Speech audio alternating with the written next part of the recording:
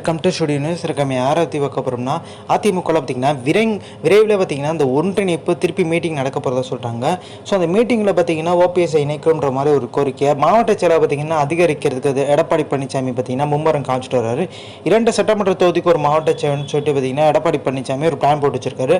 முன்னாள் அமைச்சர்கள் மிகப்பெரிய எதிர்ப்பு கொடுத்தாலுமே பட் அனுசரணையாக போயிடுவாங்கன்ற ஒரு சூழ்நிலை தான் இருக்குது. பாஜக ஆதரவு மனம் எடுத்த தம்பிதுரை, அதே மாதிரி பார்த்திங்கன்னா வேலுமணி, ஸோ இவங்களெல்லாம் பெரிய லெவலில் பார்த்திங்கன்னா எடப்பாடி பழனிசாமி கேட்கவே இல்லை. ஆனால் ஓபிஎஸ் கூட்டணி வச்சோன்னா பாஜகவோட அவர் லிங்க் வச்சிருக்காரு அப்படி இப்படின்னு சொல்ல ஆரம்பிச்சார். பாஜகவோட கூட்டணி வச்சார். தென் மாவட்டங்களில் அது மிகப்பெரிய லெவலில் பலமாக அதிமுக பெண்ணுக்கு தள்ளுற அளவுக்கு பார்த்திங்கன்னா பலம் வாய்ந்த ஒரு சத்தியாக மாறிச்சு. ஸோ எடப்பாடி பழனிசாமிக்கு பார்த்திங்கன்னா 2ஆம் கட்ட பேச்சுவார்த்தையை பார்த்திங்கன்னா எடப்பாடி பழனிசாமிகிட்ட பேச்ச போகிறதா சொல்கிறாங்க. எடப்பாடியால் பார்த்திங்கன்னா இப்போ ஓபிஎஸ் இல்லாமல் பெரிய லெவலில் தென் மாவட்டங்களில் ஜெயிக்க முடியாத ஒரு சூழ்நிலை.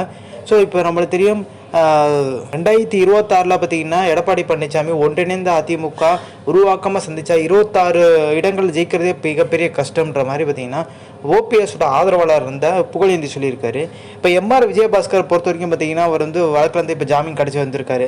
இதுக்கு எடப்பாடி பழனிசாமி ஒரு பேட்டி கொடுத்தாரு. செந்தில் பாலாஜி காண்டி தான் எம்ஆர் விஜயபாஸ்கர் தூக்கி வச்சுருக்காங்கன்ற மாதிரி பார்த்திங்கன்னா பரபரப்பாக பேசியிருக்காரு. ஸோ டெல்லி ஒரு முடிவு எடுத்திருக்காங்க. இந்த அதிமுக ஒன்றிணையத்துக்கு முக்கியமான காரணம் யாருன்னு சொல்லிட்டு கேபி முனுசாமியோட தான் பார்த்திங்கன்னா இந்த ஒன்றிணையலன்றதை பார்த்திங்கன்னா டெல்லி மோப்பம் பிடிச்சிருக்காங்க. கிட்டத்தட்ட பார்த்திங்கன்னா முதல் அடியை பார்த்திங்கன்னா முனுசாமி தான் உழவ போதா சொல்கிறாங்க. ஸோ கேபி முனுசாமி மேலே பார்த்திங்கன்னா ஏகப்பட்ட இடி வழக்கு பாஞ்சுன்னா கண்டிப்பாக அவர் கட்சியை விட்டே விலகிடுவார், அரசியை விட்டே ஓடி போயிடுவார். அந்த மாதிரி ஒரு சூழ்நிலை தான் பார்த்திங்கன்னா இப்போ அவருக்கு இருக்குது, நெருக்கடியான சூழ்நிலை. அவர் இப்போ அமைதியாக இல்லைன்னா கண்டிப்பாக அந்த இடி வழக்கு பாயின்றாங்க. இந்த ஒன்றிணைந்த அதிமுக உருவாக்குறது எல்லாருமே சொல்கிற விஷயம் கேபி முனுசாமியால் தான். கேபி முனுசாமி தலையிட்டு பார்த்திங்கன்னா கட்சியை இப்போ ஒன்றிணைய விட மாட்டான்ற மாதிரி. ஸோ இந்த இன்ஃபர்மேஷன் பிடிச்சா like share subscribe. Thanks for வாட்சிங் திஸ் வீடியோ.